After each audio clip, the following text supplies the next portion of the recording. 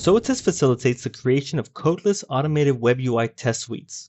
To generate web test scenarios, users simply provide the URL for the start of their web scenario, and SOAtest initializes a web browser at that page. A SOAtest user would then go through the use case as normal and close the browser when done. Throughout this process, SOAtest captures details on the web pages and uses it to create a brand new web browser test suite.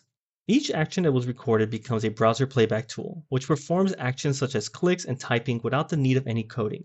Steps can be added, removed, or modified as needed, and users can change the browser for playback. SOAtest supports Chrome, Firefox, and Edge, along with Safari on Macintosh machines. When executed, SOAtest will start the browser and autonomously perform the steps in the test suite.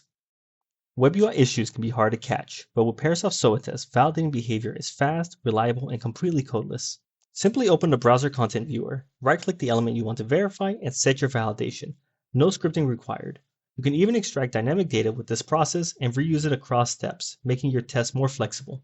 Validations are important to ensure that the application is behaving as expected, and even more importantly, informing us when something has gone wrong, so development can review and remedy the issue before it can enter production.